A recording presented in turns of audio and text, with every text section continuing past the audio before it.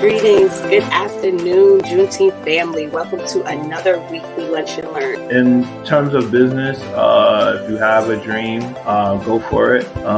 Pursue it. Work hard at it, because with anything that you want to do, it's going to come hard work. You know, if you don't put the hard work, if you don't put the time into it, it's not going to flourish the way you want to. Maybe advice for anybody who's looking to start a business, like, just do it. Start off small and then kind of expand. I know sometimes it can be overwhelming, but like once you're in it, you'll be like, oh my gosh, why didn't I do this long time ago? Love you. Tell yourself, I love me too. I love you, Omena. Love you. When you open your heart and your mind, you're opening up to your blessing. Yeah.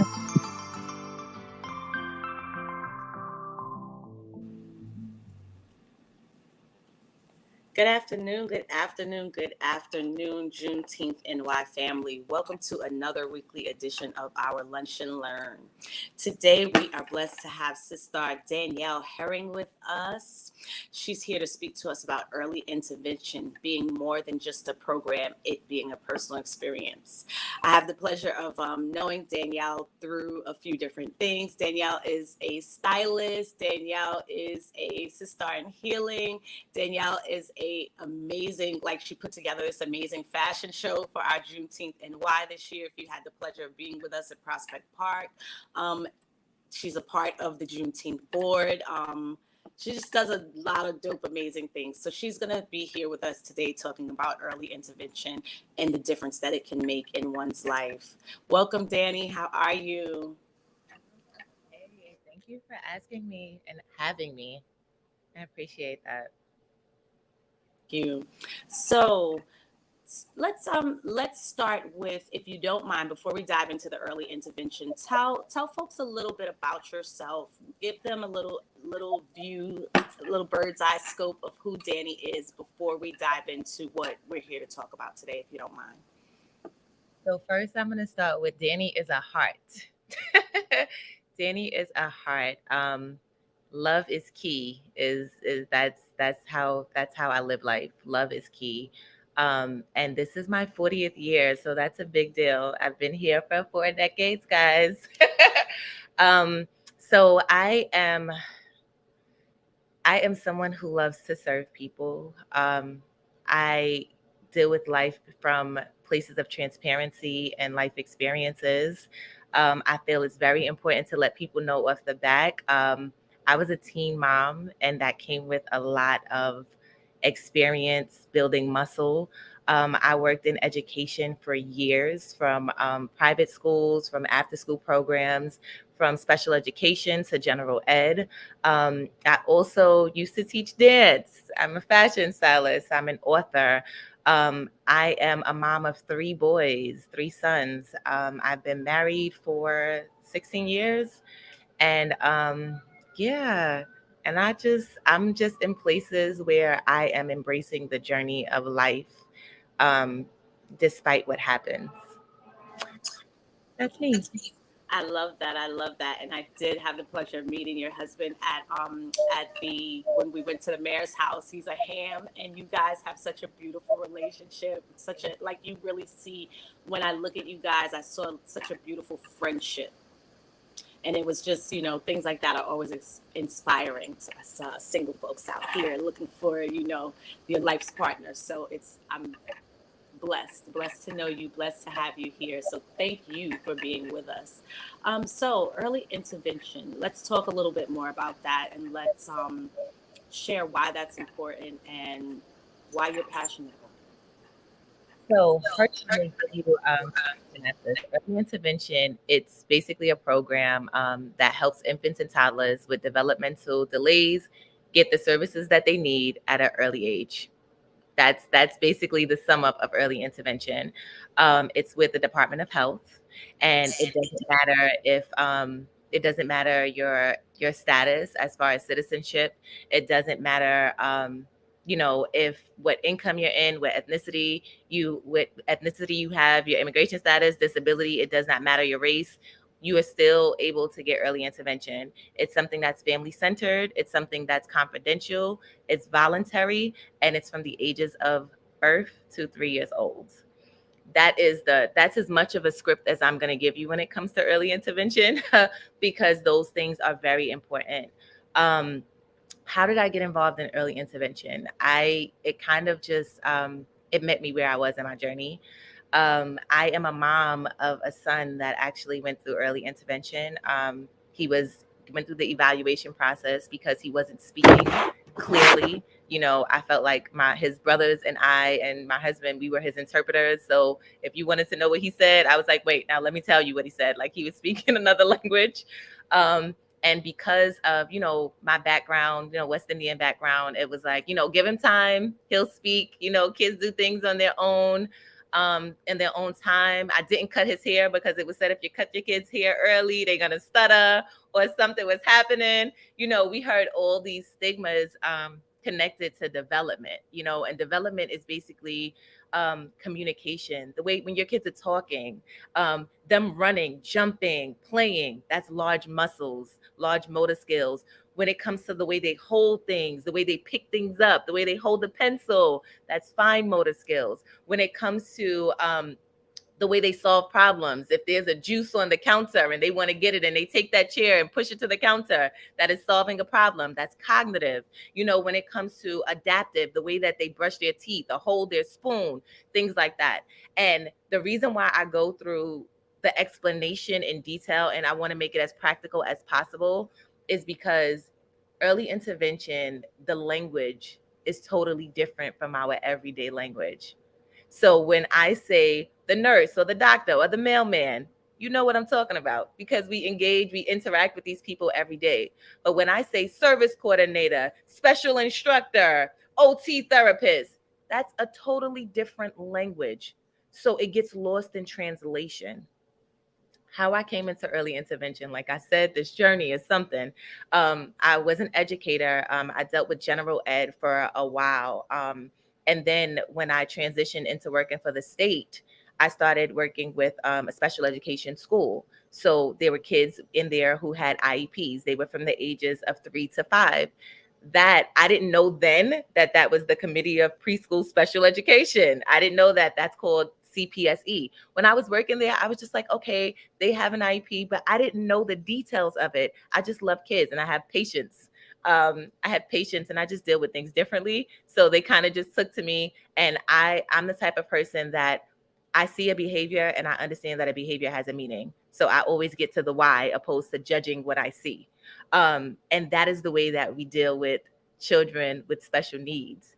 And guess what? I feel like everyone should be dealt with as if they have special needs. So it's really, to me, it's a VIP service. That's how I look at special education. So coming into working for the state, I work with children. I did that for about 6 years, working with children from 3 to 5.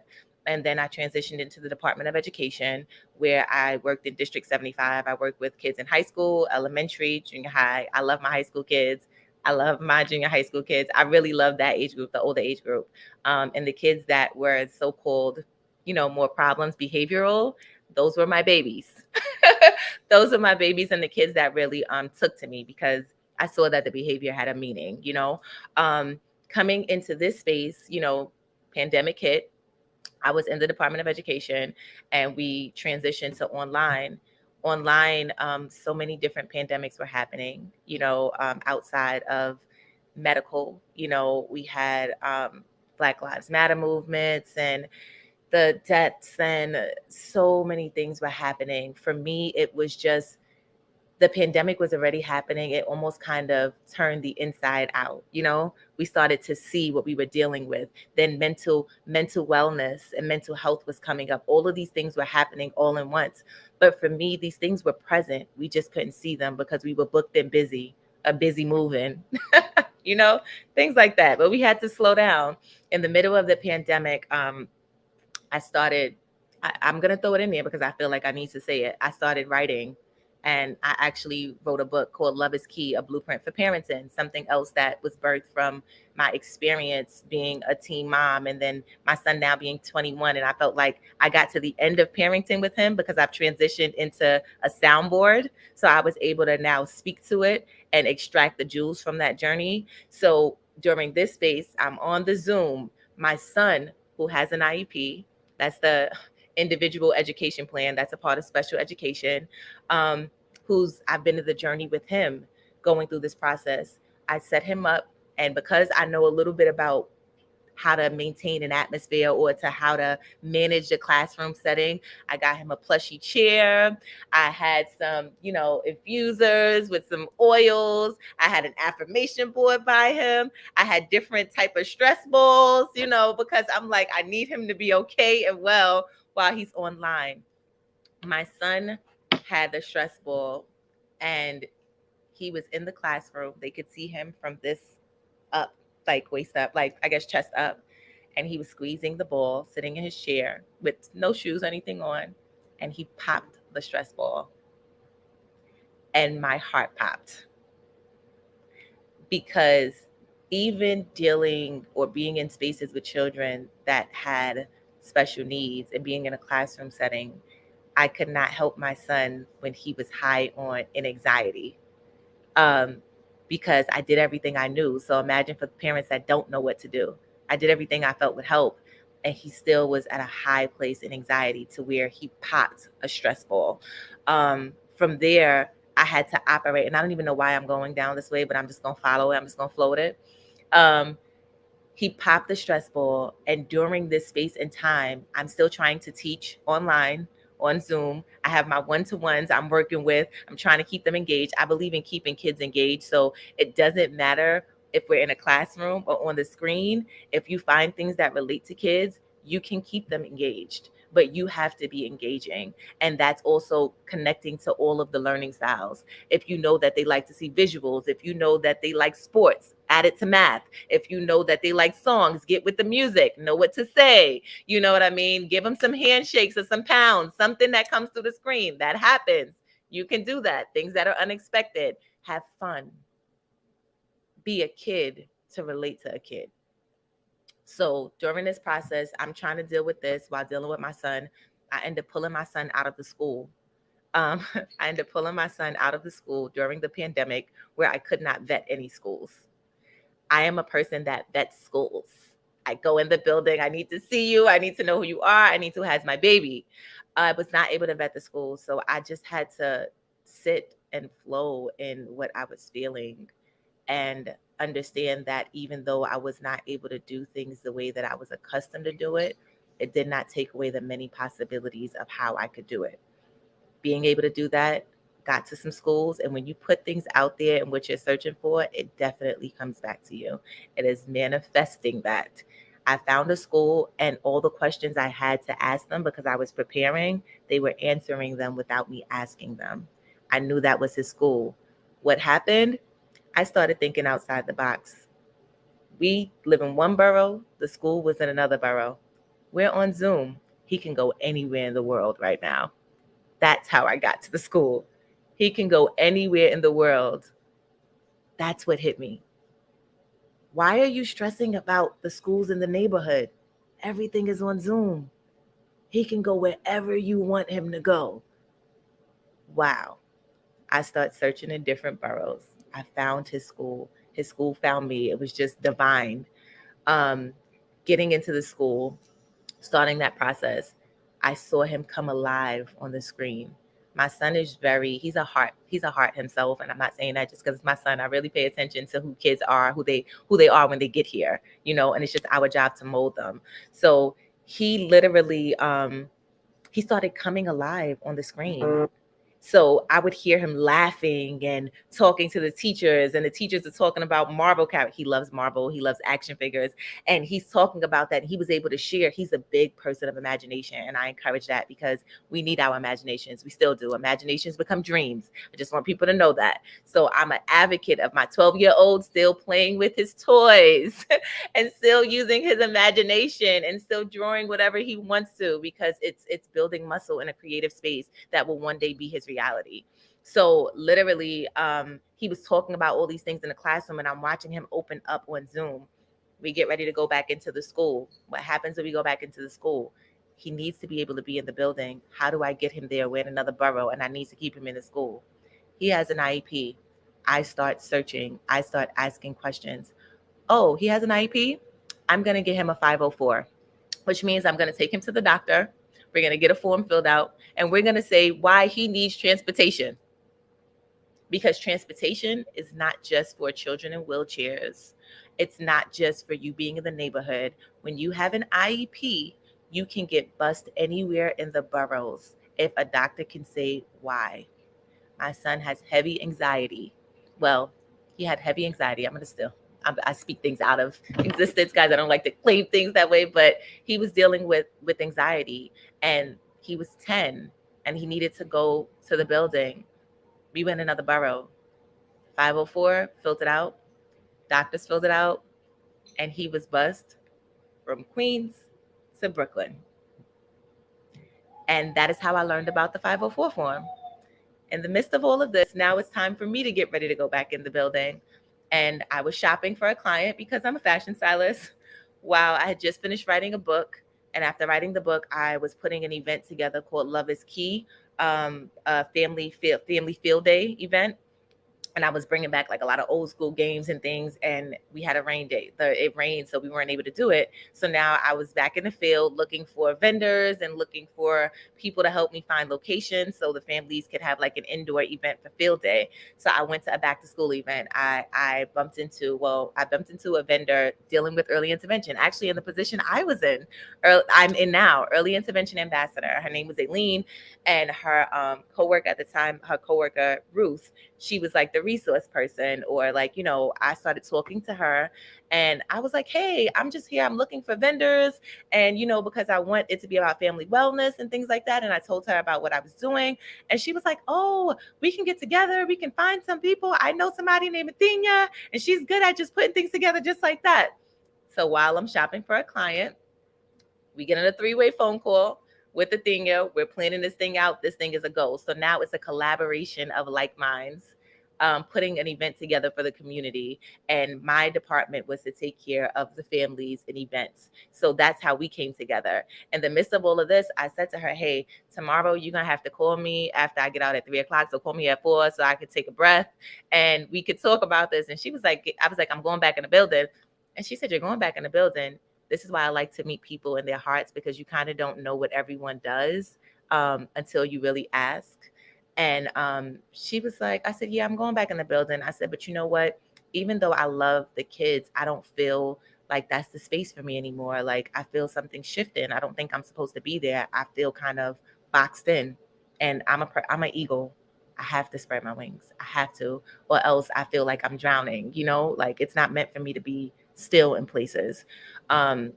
So she was like, you know what? I'm going to send you something. I was like, okay, I can't look at it right now because I'm an empath and I take a lot of stuff in. And I was like, let me get my mind clear, finish what I'm doing. 4:00 in the morning, I got up and I looked at the job that she sent me, because that's what it was. And it was my heart in a job. It was my heartstrings in a job. And it was the early intervention ambassador role, where I am literally the person that stands in the gap for the families.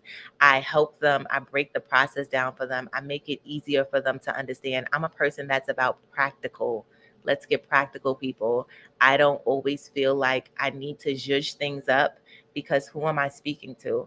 I don't need to. I believe humility is about knowing what you have. And someone told me this, actually, one of my teachers.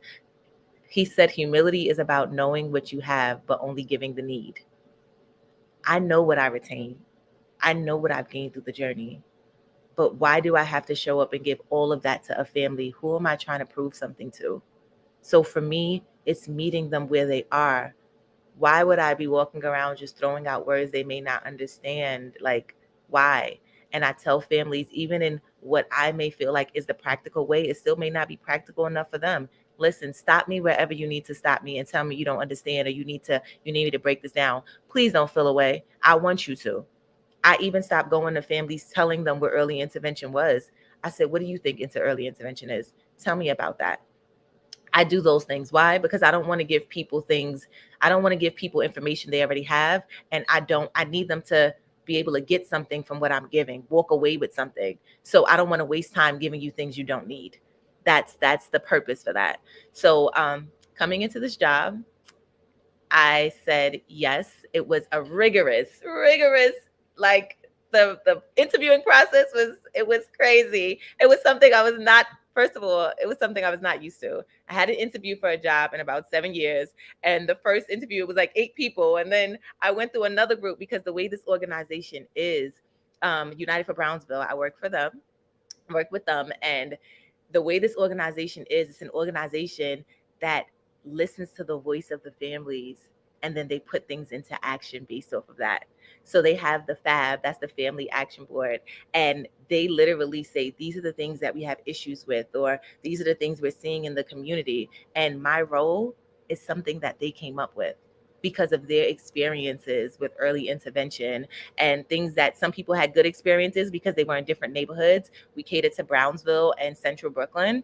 And because of things that, the neighborhood they lived in, or because the neighborhoods they didn't live in, that's how the experience was. And they realized that there was an equity problem in Brownsville. So they came together and they requested to get data information from the Bureau of Early Intervention. And they saw that there was really something happening. Why were people in Brownsville not being serviced the way other neighborhoods and other races were being serviced?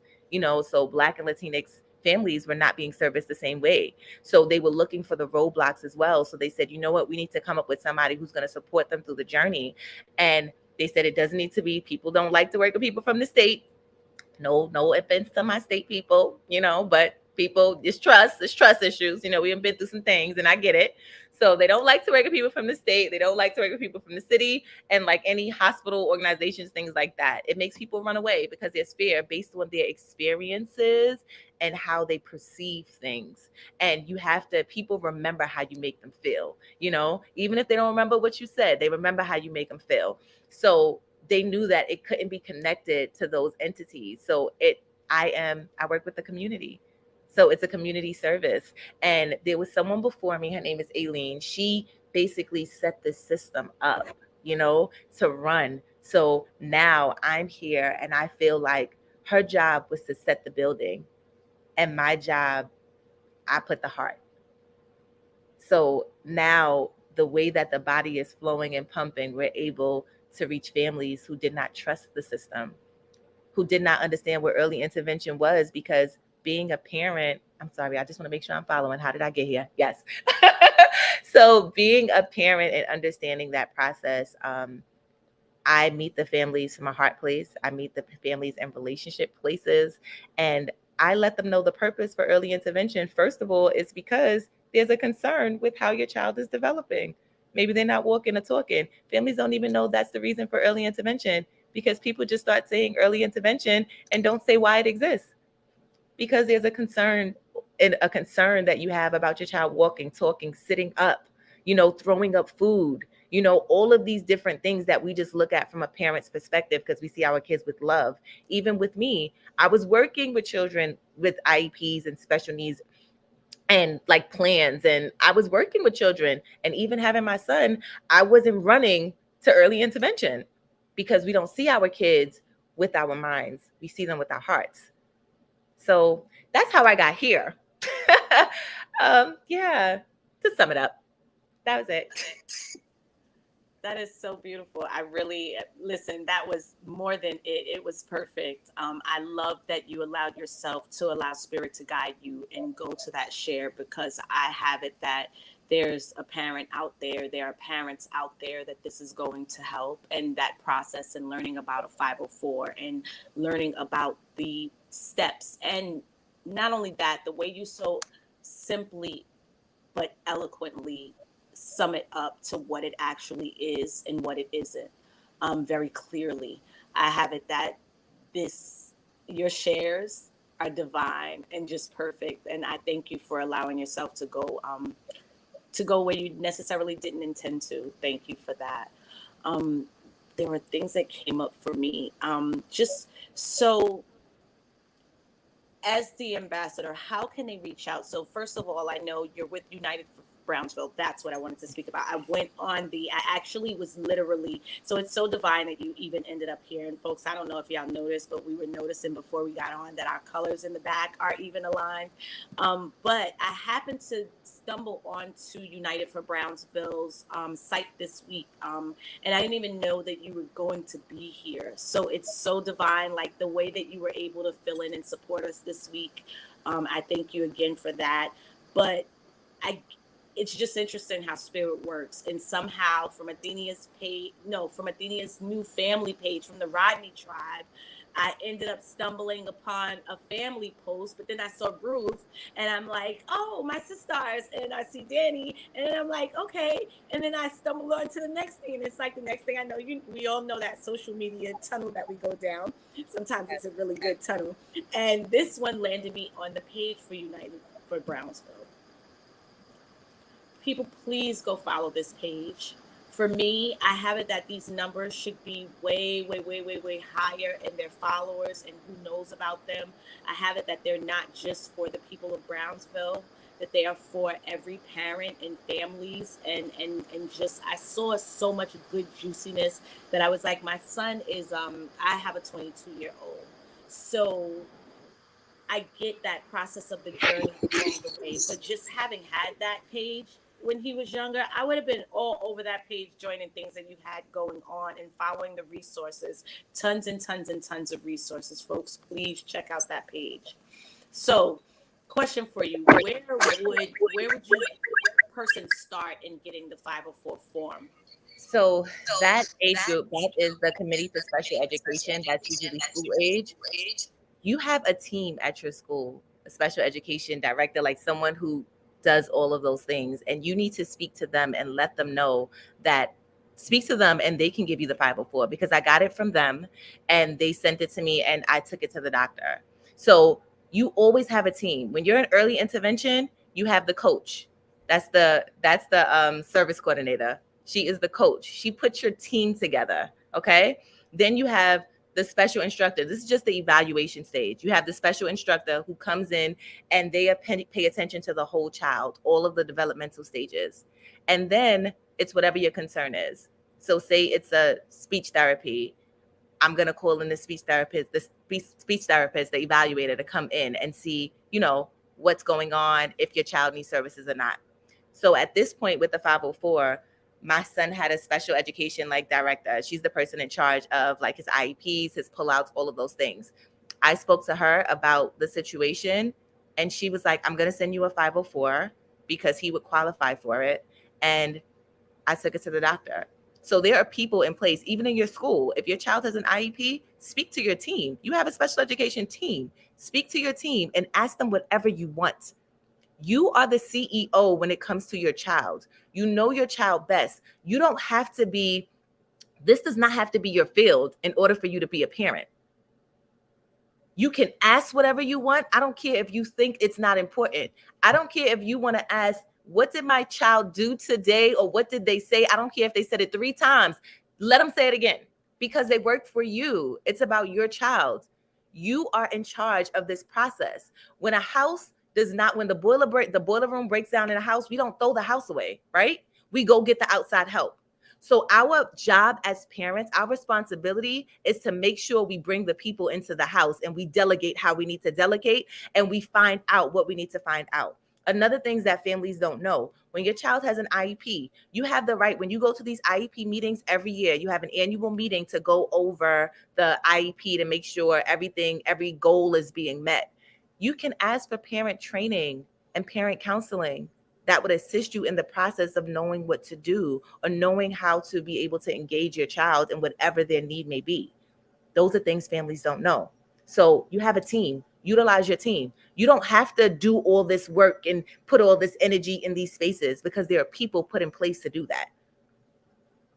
Yes. And the CDC, that's the email I'm going to drop in there soon. That's something that it's something you can follow. The Bureau of Early Intervention. For early intervention, get on there, follow the page. What I'll share out to the page later, it'll be a flyer where there's a QR code where they can actually go to meetings, parent meetings. They can go to the meetings and just listen. They have people that the service coordinators, they have special instructors, they have different people throughout the service that come into these meetings, and it's never a lot of parents in there. It'll be like 8 parents, 5 parents, and you can ask them whatever you want. And they make it as simple as possible. And if you don't understand, you can keep asking. They don't mind that. Beautiful. So going on these larger sites, sometimes it's a lot to process. And for me personally, I'm a person that feels like color does things.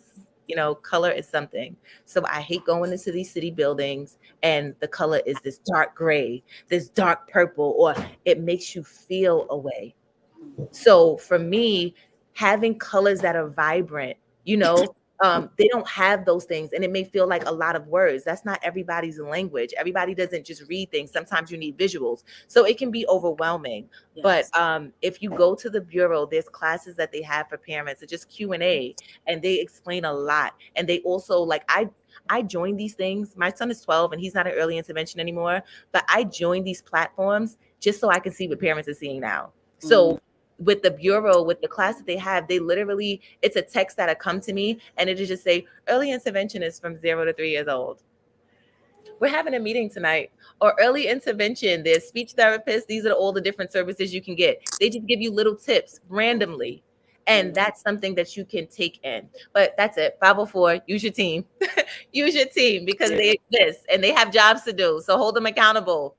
I love that. I love that. I love that you're a wealth of information in this area, and like, you stop yourself, but I have it that you're telling just what needs to be heard. And I think that people in the audience, I hope that you guys can feel like you can reach out to Danny if you have any questions, because I know if I did, I would be reaching out with no hesitancy. Just the resources that I'm sure that there are probably like 3 more that you probably could have thought of to keep recommending. So maybe there's even something there for you. Maybe there's a list that Danny needs to create for your own page or for your own resources and files to just give out to folks, or a visual or graphic or something like that. So before we close out, I did have one more question. So, because I know that we're both part of the healing community that I spoke of earlier, which is Be the Tree, you guys. I'm all about shameless plugs. So yes, I'm glad you told them about your book, Love is Key. Go out and get it, you guys. And we're part of the Be the Tree Collective, and we're all about dispelling narratives. And you spoke on that earlier about the stigmas that we are raised with and getting rid of stories. So I know when we spoke beforehand, I mentioned how I've heard of the need for early intervention from different angles, whether it be parents that I knew or teacher friends that I've had, or folks that I knew that might have wanted to come for just like a space of confidence, wanting to get advice on how to have the conversations. In those, I've heard the stories that can come up about early intervention and the things that people can make it mean. So what is some common misinformation about early intervention that you've heard from people, or that you would like to just dispel for folks out there, please? So first, growing up, being the Black girl that I am, when you heard of special needs, you heard special ed, you saw the yellow bus, the yellow short bus. You saw, oh, those are kids that get out early, or oh no, those are kids they're crazy. You heard things like that. So that alone, without information, without knowledge, it leaves stigmas with people. You don't want to be judged. You don't want to be labeled. And let me be clear. Sometimes when people say that, oh, you don't want to be labeled, there is labeling that goes around. I'm not going to act like that does not exist. But when you know the truth and you see the fruit from it, it doesn't matter the perception of others when you're meeting the need. So to understand that It's a VIP service because that's what I call it. Think about, for me, I look at the Department of Education now. I look at the large classroom settings, and I was in the classes. I look at the large classroom settings, and a lot of times it's one teacher. You know what I mean? So special education, I think about my child being able to be in smaller settings or being able to be pulled out of a classroom to be prepared and get the tools necessary because he's getting ready to go into a reading class and he needs that breakdown right now, you know? So now when he goes in a classroom, he's already been prepped. He already has his tools.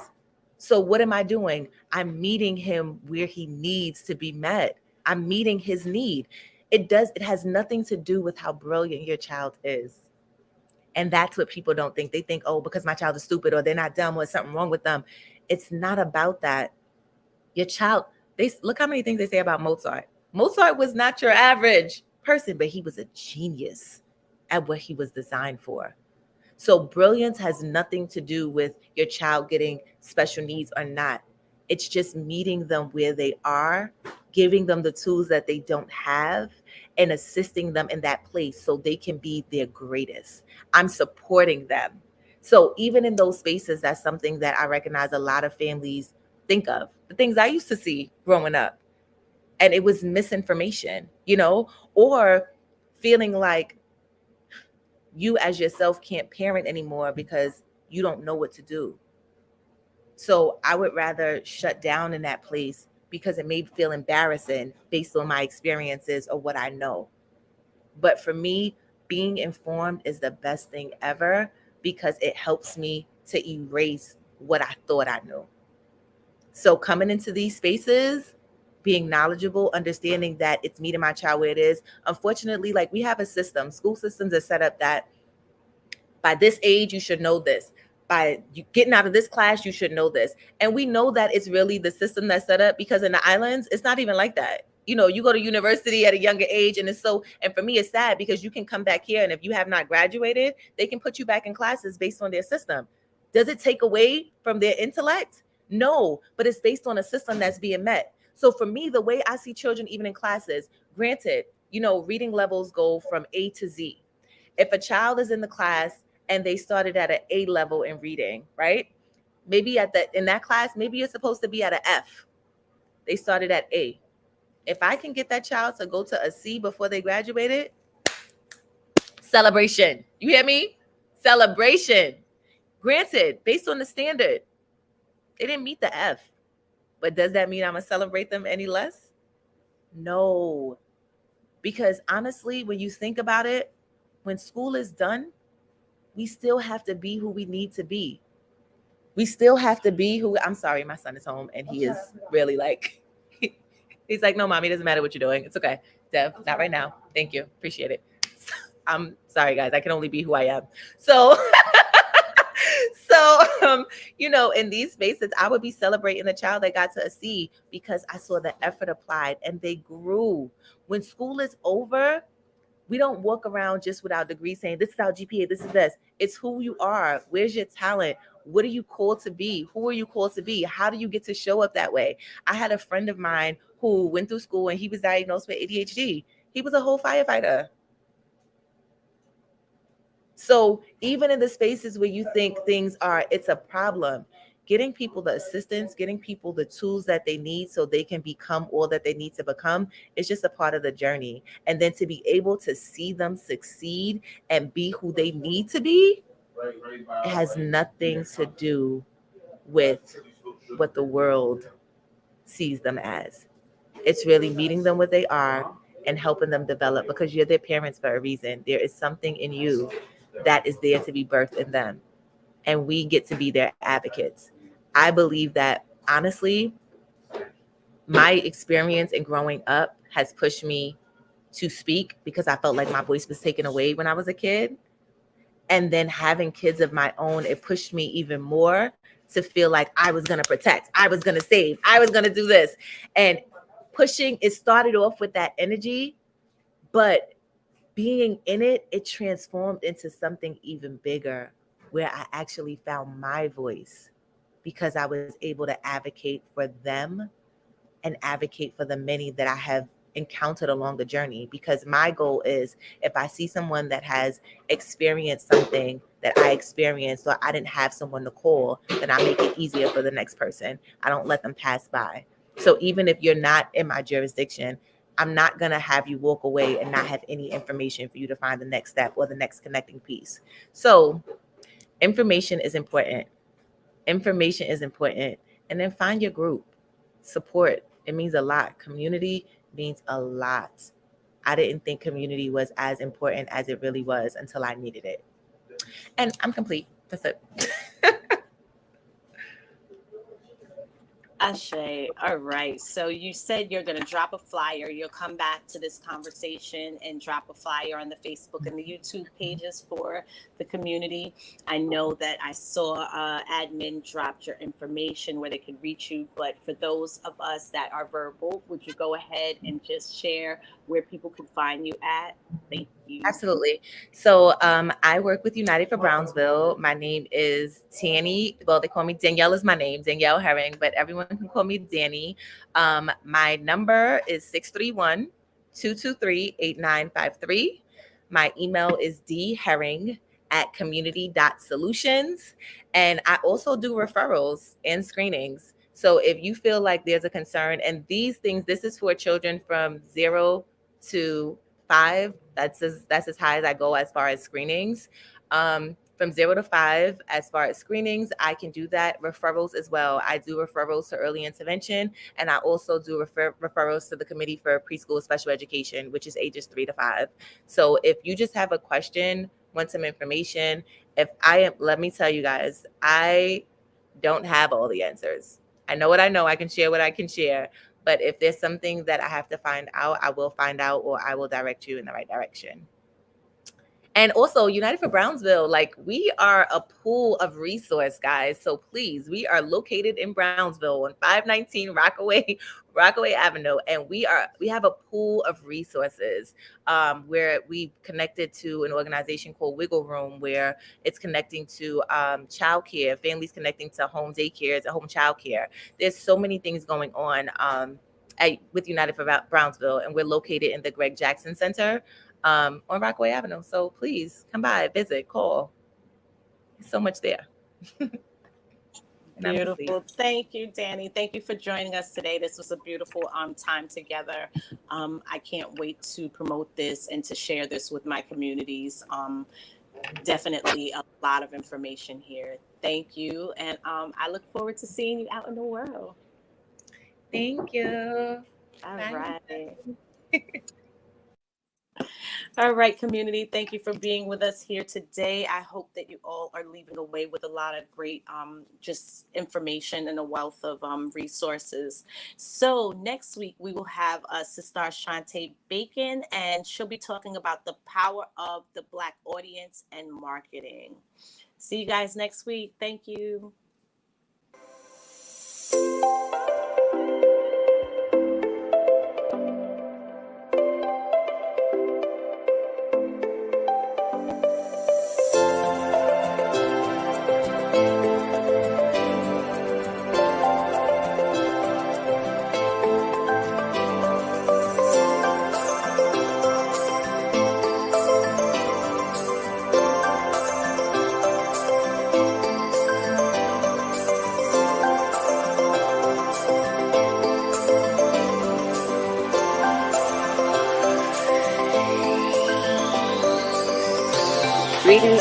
Greetings. Good afternoon, Juneteenth family. Welcome to another weekly Lunch and Learn. In terms of business, if you have a dream, go for it.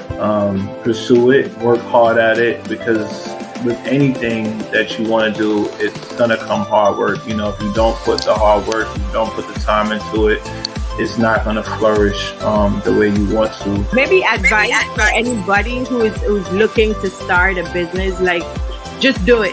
Start off small and then kind of expand. I know sometimes it can be overwhelming, but like once you're in it, you'll be like, oh my gosh, why didn't I do this long time ago? Love you. Tell yourself, I love me too. I love you, Amina. Love you. When you open your heart and your mind, you're opening up to your blessing. Yeah.